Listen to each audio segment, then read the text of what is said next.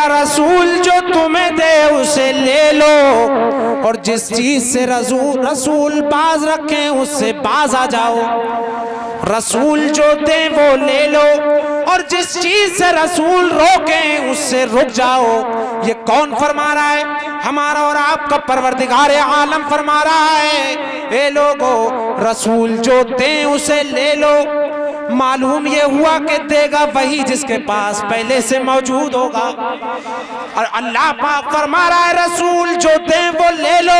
پتہ یہ لگا کہ پہلے اللہ نے اپنے پیارے مصطفیٰ کو ساری چیزوں کے خزانے عطا فرما دیے، اور ہم سے ارشاد فرمایا کہ اب رسول جو دے رہے ہیں وہ لے لو، اور جس سے رسول روکیں اس سے باز آ جاؤ۔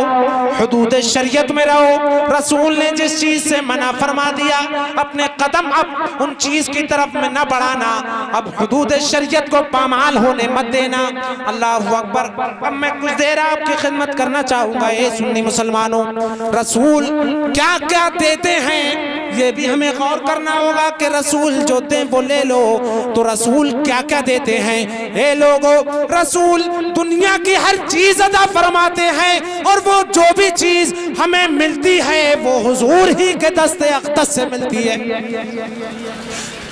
اور رسول کیوں نہ دیں؟ رسول کیوں عطا نہ فرمائے کہ اللہ نے اپنے پیارے حبیب کو وہ اختیار عطا فرمائے کہ اللہ پاک کے حبیب فرماتے واللہ معطی وانا قاسم، اللہ عطا فرمانے والا ہے اور میں لوگوں میں تقسیم کرنے والا۔ حضرات محترم، رسول جب تقسیم کر رہے ہیں دنیا کی ہر چیز، تو رسول کیا کیا ہمیں دے رہے ہیں؟ اے لوگو رسول دنیا کی ہر چیز عطا فرمانے والے ہیں۔ رسول مال و دولت بھی عطا فرماتے ہیں، اور رسول جنت و دوزخ بھی تقسیم کرتے ہیں۔ رسول جس کو چاہیں جنتی فرما دیں، رسول جسے چاہیں جہنمی اگر کہہ دیں تو وہ جہنمی ہو کر کے رہے۔ اے لوگو بخاری و مسلم اور صحاح ستہ کی حدیثیں اس بات پر شاہد ہیں کہ مصطفیٰ کو اللہ نے کیسا مالک و مختار بنایا ہے۔ اللہ اکبر۔ میں آپ کو مختصر انداز میں یہ چیزیں بیان کرنا چاہوں گا۔ آپ کو یہ عقیدہ رکھنا چاہیے، اور بے شک ہمارا عقیدہ ہے اور اس پر ثابت قدم رہنا چاہیے۔ کیا عقیدہ ہے ہمارا؟ کہ اللہ پاک نے اپنے پیارے مصطفیٰ کو مالک و مختار بنایا ہے۔ کیا بنایا ہے؟ مالک و مختار بنایا ہے۔ آپ کا یہ علاقہ تو ان لوگوں سے محفوظ ہے، کچھ ایسے لوگ بھی ہیں جو کہ حضور کے بارے میں یہ ناپاک عقیدہ رکھتے ہیں۔ اب آپ لوگ توجہ کے ساتھ میں تھوڑی دیر تقریر سنیں۔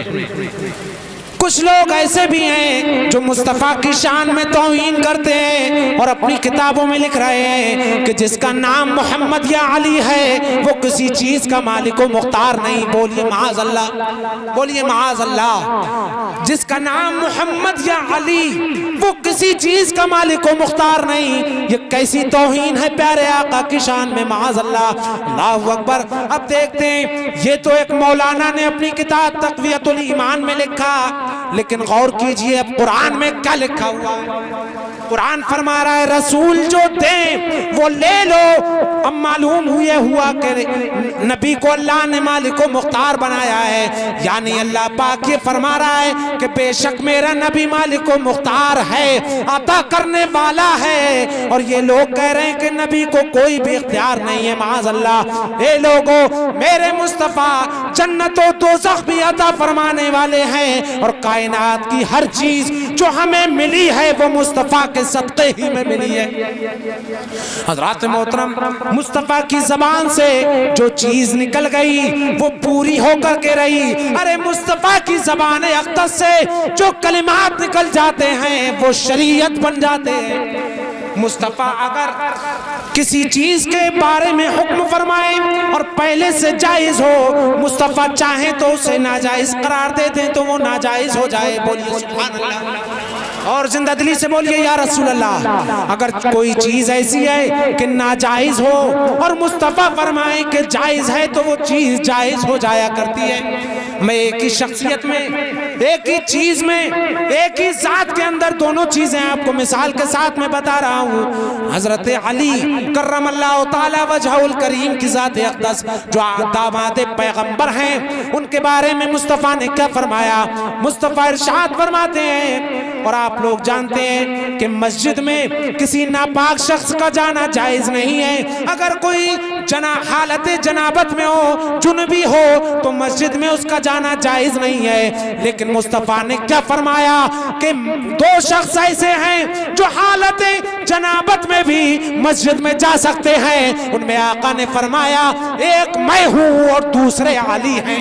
نعرہ تکبیر، نعرہ تکبیر، نعرہ رسالت، نعرہ رسالت حضرت مولانا کمال مصطفیٰ صاحب قبلہ۔ کیجئے آپ غور کیجئے، توجہ کے ساتھ میں سنیے کہ سارے لوگوں کے لیے میرے مصطفیٰ نے فرمایا کہ مسجد میں جانا جائز نہیں، سوائے میرے اور علی کے کہ وہ حالت جنابت میں بھی مسجد میں جا سکتے ہیں۔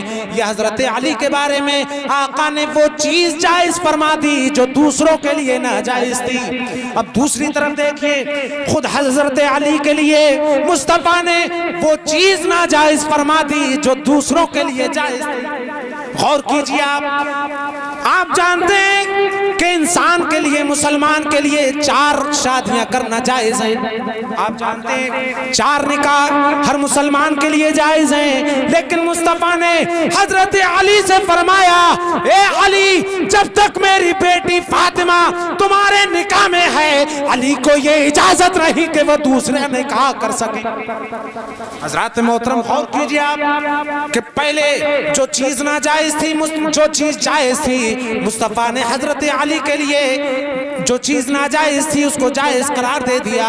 دوسری چیز جو جائز تھی مصطفیٰ نے حضرت علی کے لیے ناجائز قرار دے دیا۔ پتہ یہ لگا کہ مصطفیٰ کی زبان اقدس جو فرما دیتی ہے وہی شریعت بن جاتی ہے۔ اور دیکھیے آپ، یہ تو شریعت کے معاملات ہیں کہ مصطفیٰ کو اللہ نے کیسا اختیار عطا فرمایا۔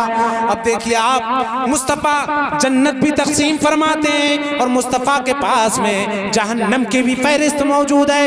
ایک مرتبہ صحابہ اکرام کا مجمع لگا ہوا ہے، میرے آقا اس حالت میں تشریف لائے کہ آپ کے ہاتھ میں 2 کتابیں تھیں۔ صحابہ اکرام موجود ہیں، حضرت عمرو بن عاص، حضرت عبداللہ ابن عمرو رضی اللہ تعالیٰ عنہ سے یہ حدیث پاک مروی ہے، ترمذی شریف میں ہے۔ اے لوگوں، وہ فرماتے ہیں خرج رسول اللہ صلی اللہ علیہ وسلم، خرج فینا رسول اللہ صلی اللہ علیہ وسلم، کہ حضور نبی اکرم صلی اللہ علیہ وسلم ہمارے درمیان میں اس حال میں تشریف لائے کہ آپ کے ہاتھ میں 2 کتابیں تھیں۔ وفی یدیہ کتابان، سرکار کے ہاتھ میں 2 کتابیں تھیں، ایک دائنے ہاتھ میں کتاب تھی، ایک بائیں ہاتھ میں کتاب تھی۔ سرکار تشریف لائے اور آپ نے ارشاد فرمایا اتدرون ما ھذان الکتابان، اے میرے جانثارو، کیا تم جانتے ہو کہ یہ جو 2 کتابیں نظر آ رہی ہیں یہ کیا ہیں؟ ان میں کیا لکھا ہوا ہے؟ سرکار کے صحابہ عرض کرنے لگے اے آقا ہم نہیں جانتے، لیکن اے آقا اگر آپ بتا دیں گے تو ہم یقیناً ضرور جان لیں گے۔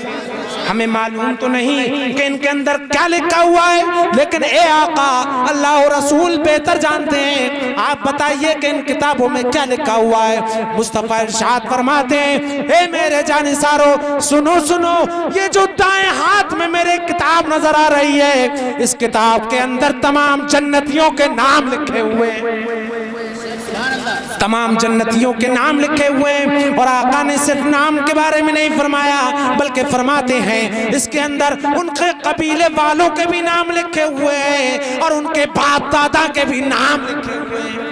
بلند آواز سے بولیے سبحان اللہ۔ سبحان اللہ۔ یہ دیکھیے، اور آپ جانتے ہیں کہ جب ناموں کی فہرست ہوتی ہے، یہ حساب و کتاب ہوتا ہے، تو اس کے بعد میں نیچے ٹوٹل لگا دیا جاتا ہے۔ سرکار فرماتے ہیں یہ جو جنتیوں کے نام ہیں اور ان کی جو فہرست ہے، فرماتے ہیں اس کے بعد میں ٹوٹل لگا دیا گیا ہے، نہ اس میں کبھی کوئی کمی ہوگی اور نہ کبھی کوئی اس میں زیادتی ہوگی۔ سبحان اللہ۔ یعنی نیچے ٹوٹل بھی لگا دیا گیا کہ جنتیوں کی تعداد औलाद जितनी है उतनी ही रहेगी। सुभान अल्लाह। और आका फरमाते हैं ये जो बाएं हाथ में किताब नजर आ रही है, इस किताब के अंदर तमाम जहन्नमियों के नाम लिखे हुए हैं, और सिर्फ नाम ही नहीं, उनके खानदान वालों के और कबीलों के नाम भी लिखे हुए हैं। अल्लाहु अकबर। कितनी तफसील के साथ मुस्तफ़ा के पास में अल्लाह पाक ने ये इल्म अता फरमाया कि फुला बिन फुला ये जन्नती है, फुला बिन फुला जन्नती है, फुला बिन फुला जहन्नमी है, फुला बिन फुला जहन्नमी है। अल्लाहु अकबर। फिर ये देखिए कैसा इख्तियार और इल्म गैब अता फरमाया है प्यारे मुस्तफ़ा को अल्लाह पाक ने। उनकी क्या शान है। ए लोगों, हमें गौर करना चाहिए कि मुस्तफ़ा की ज़बान अक़दस से शरीयत भी कायम हो रही है, और उनकी ज़बान, उनके दस्ते अक़दस से सारी दुनिया में, सारी कायनात में चीजें भी तक़सीम हो रही हैं। नारे तकबीर, नारे तकबीर, नारे रिसालत। अल्लामा कमाल मुस्तफ़ा साहब क़िबला, नारे तकबीर, नारे रिसालत। मुस्तफ़ा की हुकूमत शजर व हजर पे भी है, मुस्तफ़ा की हुकूमत बरगो शजर पे भी है, मुस्तफ़ा की हुकूमत ज़मीन व आसमान पे भी है, मुस्तफ़ा की हुकूमत संगो सामान पे भी है, मुस्तफ़ा की हुकूमत हूरो ग़िलमान पे भी है। ये लोगों, मुस्तफ़ा की हुकूमत कायनात की हर चीज पर है, जर्रे जर्रे पे है। और देखिए मुस्तफ़ा की हुकूमत आग पर भी है, मुस्तफ़ा की हुकूमत पानी पर भी है। मैं आपको मिसाल दे करके हदीस पाक से समझाना चाहूंगा मुस्तफ़ा की हुकूमत आग पर कैसे है, ये भी आप सुनिए। एक मर्तबा हजरत अम्मार इब्न यासिर को मुशरिकीन मक्का आग पर लिटाए हुए हैं, अजाब सजा दे रहे हैं, नीचे कोयले दहक रहे हैं, आग जल रही है। हजरत अम्मार इब्न यासिर को उस पर लिटा दिया गया। अल्लाहु अकबर। गौर कीजिए ये मुशरिकीन मक्का कितनी सजाएं और तकलीफें देते थे।